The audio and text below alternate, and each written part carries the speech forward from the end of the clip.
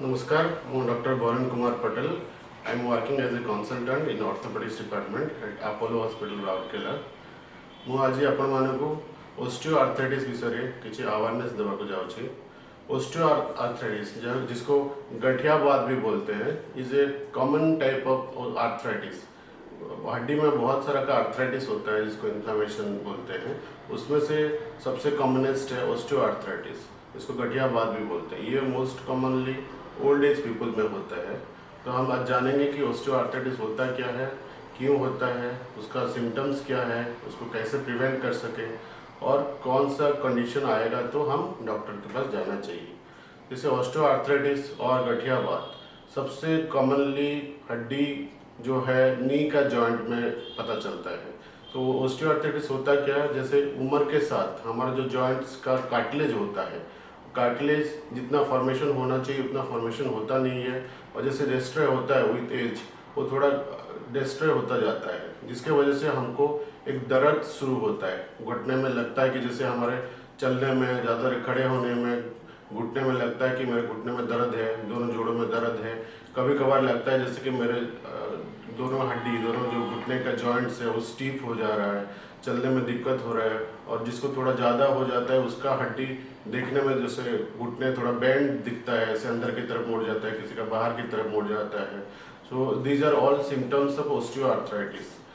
और इसको कैसे आप पता चलेगा, जैसे आपको लग रहा है कि जैसे चलने में दिक्कत है, सीढ़ी चढ़ने उतरने में दिक्कत है, नीचे बैठ के उठने में दिक्कत हो रहा है, हाथ का सहारा लेके उठना पड़ रहा है, तो ये सब सिम्टम्स है ओस्टियोआर्थराइटिस का। Osteoarthritis is most commonly is age related disorder. So जैसे हम एज को प्रिवेंट नहीं कर सकते, ऐसे हम ओस्टियोआर्थराइटिस को कम्प्लीटली प्रिवेंट नहीं कर सकते। कुछ जो मैं आपको देने जा रहा हूँ इसे सब चीज़ करेंगे तो आप लोगों का ओस्टियोआर्थराइटिस का जो सिम्टम्स है या फिर ओस्टियोआर्थराइटिस जो डेवलप हो रहा है उसको हम लोग प्रिवेंट कर सकते हैं। जैसे मोटापा हो गया, अब शरीर का ज़्यादा मोटापा है, ज़्यादा वजन है तो घुटने में ज़्यादा आपका प्रेशर आएगा। प्रेशर आने से घुटने का जो दर्द है वो आपका ज़्यादा आएगा। तो एक तो हेल्दी वेट मेंटेन करना है, मॉर्निंग में आपको थोड़ा सा एक्टिविटी मेंटेन रखना है। अगर पैसिव हो गए, आप चलना फिरना बंद कर दें तो हड्डी का स्टिफनेस है, जोड़ों का जो स्टिफनेस है, दर्द है वो ज़्यादा होता है। इसीलिए आप मॉर्निंग में एक तो ब्रिस्क वॉक करना जरूरी है, थोड़ा सा रेजिस्टिव फिजिकल एक्टिविटी, जॉइंट्स का रेजिस्टिव फिजिकल एक्टिविटी वो कंटिन्यू करना है। हेल्दी डाइट फॉलो करिए, कैल्शियम रिच फूड खाइए, ठीक है। ये सब को हम लोग प्रिवेंट कर सकते हैं। और कुछ अनप्रिवेंटेबल है जैसे विथ एज थोड़ा सा डिस्ट्रॉय होना वो होता ही रहेगा, उसको हम लोग प्रिवेंट नहीं कर सकते हैं।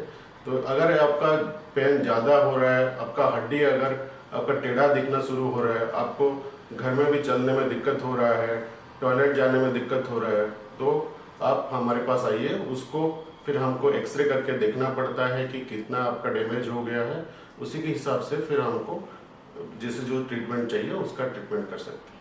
ठीक है, थैंक यू।